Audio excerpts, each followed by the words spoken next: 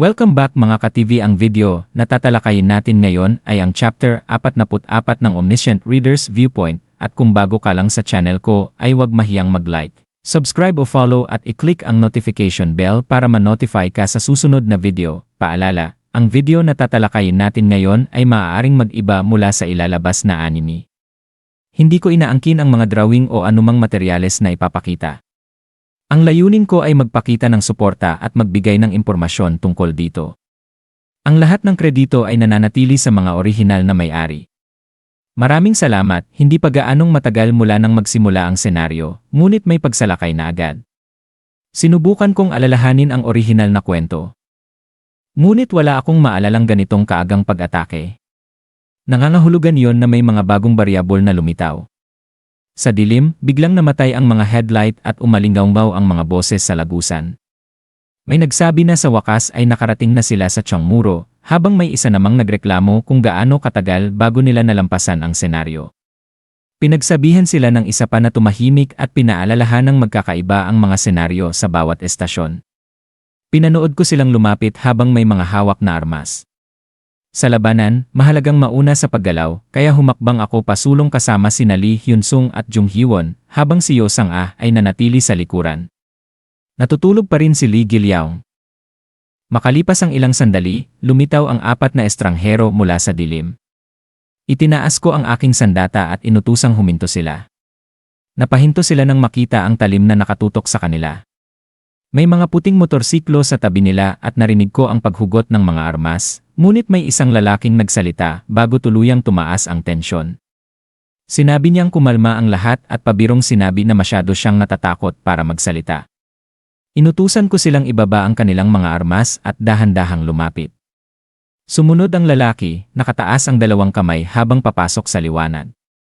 Mukha siyang hindi mapanganib, may maninipis na matang nakakurba sa banayad na ekspresyon. Ipinakilala niya ang sarili bilang si Kang Il-hun. Isa sa mga tumutulong mamahala sa Dongdaemun Group, wala akong maalala tungkol sa pangalang iyon. Ang katotohanang hindi ko kilala ang kinatawan ng Dongdaemun ay lalo lamang nagpataas ng aking pagdududa. Nang i-activate ko ang character list, nakumpirmang isa siyang karakter. 31 taong gulang siya, may sponsor na Shameless Good Gossiper, at taglay ang pribadong katangiang rumors expert. Ang kanyang mga kakayahan ay nakasentro sa komunikasyon, pagpapakalat ng tsismis, at paggawa ng kaguluhan. Nakasaad sa kanyang pagsusuri na nagpapakalat siya ng tsismis totoo man o hindi, kaya dapat mag-ingat sa kanya. Maliwanag na nagsimula ng kumilos ang mga katulad niya. Tinanong ni Kang Il-hun ang pangalan ko, at nang ipakilala ko ang sarili bilang Kim Dokja, dumaan sa kanyang mukha ang maikling pagkagulat bago agad nawala. Napansin niya ang puting watawat na hawak ko at tama niyang nahulaan na ako ang kinatawan ng estasyon. Maingat niyang sinuri ang kulay ng watawat at ang mga taong nasa paligid ko, sinusukat ang aming lakas. Matalas ang kanyang pagtingin, ngunit sa malas niya, maling tao ang kinaharap niya. Hiniling kong dumiretso siya sa punto. Nakangiting sinabi niyang hindi sila dumating para makipaglaban kundi may alok sila. Nang tignan ko ang grupo niya, napansin kong wala ni isa sa kanila ang may dalang watawat, nang pagdudahan ko ang kanyang katapatan. Ipinaliwanag ni Kang Il-hun na kung balak nilang umatake, isinama na sana nila ang kanilang kinatawan dahil tanging kinatawan lamang ang maaaring sumakop sa post ng watawat. May punto siya. Pagkatapos, ibinunyag niyang gusto nilang makipag-alyansa. Nagbulungan ang mga tao ng Chongmuro sa pagkagulat. Ipinaliwanag niyang habang kakabukas pa lamang ng Chongmuro, 2 araw nang nagpapatuloy ang ika-4 na senaryo sa ibang estasyon. Napabulala si Yo Sang-ah sa gulat, ngunit alam ko na yon.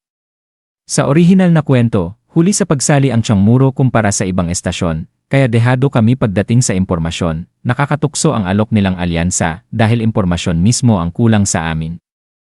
Ngunit tinanong ko kung ano ang mapapala ng Dongdaemun. Inamin ni Kang Il-hun na makatwiran ang pagdududa ko at sinabi niyang hindi target ng kanilang estasyon ang Chongmuro. Ayon sa kanya, kung target nila kami, dinala na sana nila ang pangunahing puwersa habang mahina pa kami matapos magbukas. Dagdag pa niya, alam na raw nila kung aling estasyon ang target sila, kaya wala kaming dapat ikabahala. Sa madaling salita, gusto niyang magtulungan kami dahil magkaiba ang aming mga kaaway.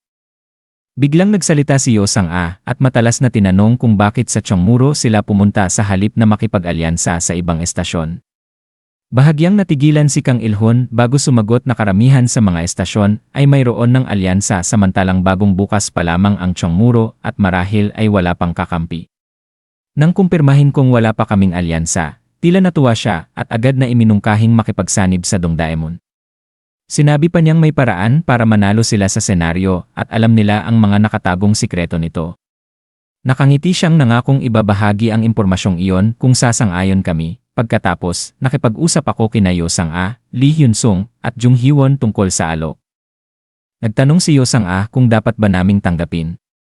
Agad tumutol si Jung Hee-won dahil hindi niya sila mapagkakatiwalaan, samantalang sinabi ni Lee Hyun-sung na mahalaga ang impormasyong maibibigay nila kahit may panganib. Sa huli, lahat ay tumingin sa akin. Nagpasya akong makipagkita muna sa kanilang kinatawan bago gumawa ng pinal na desisyon. Masiglang pumayag si Kang Il-hun at inalok kaming ihatid sa Dongdaemun. Sumakay kami sa likod ng kanilang mga motorsiklo. Kasama ko sina Lee Hyun-sung, Yosang-a, at Jung Hee-won, habang naiwan si Lee Gil-yaong kasama si Gong Pil-do dahil hindi pa siya nakakagising matapos abusuhin ang diverse communication. Habang bumibiyahe kami sa Lagusan, kaswal kong tinanong si Kang Il-hun kung may iba pa bang sinabi tungkol sa Chongmuro o marahil ay binalaan sila tungkol sa isang nakakatakot na taong nagngangalang Yoo Jong-hyuk. Kinabahan siyang tumawa, ngunit bago pa siya makapagsalita ng buo, nagbigay ako ng senyas. Sabay-sabay kaming tumalon mula sa motorsiklo. Ginamit ni Yosang-a ang binding thread para itali ang 4 na motorsiklo, dahilan upang magbanggaan ang mga ito ng malakas. Umalinggaw ang mga sigaw habang kami naman ay ligtas na nakabitin sa ere gamit ang mga sinulid ni Yosang-a na parang seatbelt. Nababalot ng alikabok, sumigaw si Kang Il-hun at tinanong kung ano ang ginagawa namin. Malamig kong sinagot na kung plano nilang tambangan kami, dapat mas pinagbuti pa nila ang pagtatago. Agad na lumitaw ang mga nakatagong kalaban sa buong Lagusan. Gaya ng inaasahan, ang target nila ay ang aking watawat.